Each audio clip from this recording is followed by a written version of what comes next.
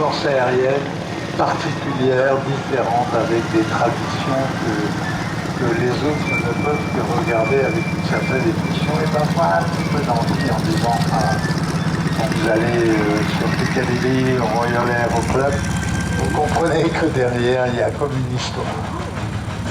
Mais dans cette histoire, on en parlera tout à l'heure, il y a même le nom de quelques pilotes français qui se sont fait une place et une réputation au sein de la RAF, de l'armée de l'air de Sagan. Piloter, c'est plus quelque chose qui s'apparente au fait de monter en vélo.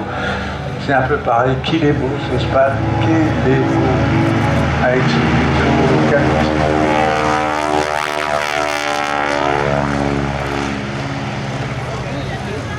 Alors, c'est des choses.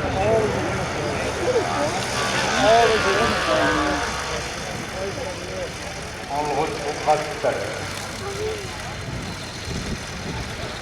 Il est bruyant, c'est vrai. Certaines disaient Amelia ressemble à un garçon manqué, mais en fait elle avait un charme féminin à mourir. Amelia Earhart était une des femmes les plus célèbres du monde. Et voici l'avion avec lequel elle a quitté ce monde pour s'en aller vers un monde meilleur. Amelia était américaine, elle était fille d'un ingénieur de chemin de fer. Elle était tombée amoureuse des avions, et à la fois en passagère et également en aviatrice.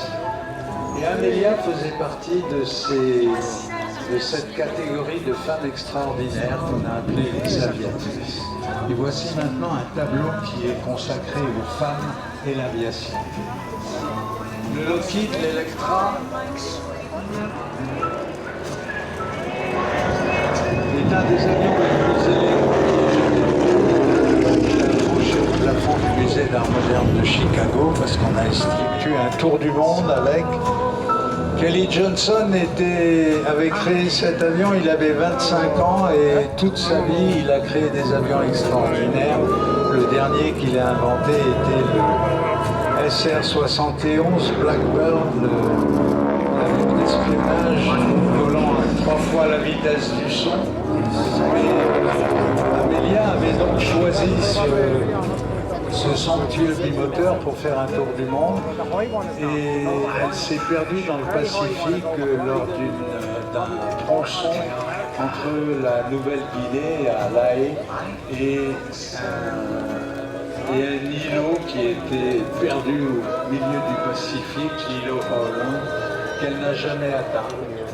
Et pour lui rendre hommage et pour ouvrir ce tableau consacré aux aviatrices,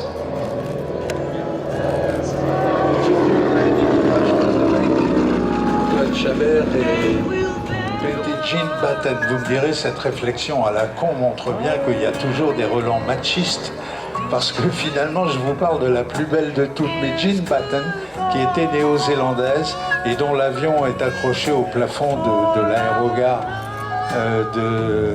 c'est à Christchurch en Nouvelle-Zélande. Donc Jean Batten on l'avait surnommé à l'époque la Garbo du ciel, car c'était littéralement un sosie de Greta Garbo. Mais chez nous, il y avait Hélène Boucher, il y avait Maryse Bastier, Maryse Hills. Il y a eu plein de femmes qui ont fait des choses extraordinaires avec les avions. Je ne vois pas d'ailleurs bien la différence entre une femme et un mec aux commandes d'un avion. Il y a autant de mauvais pilotes chez les femmes que chez les hommes. Mais bon,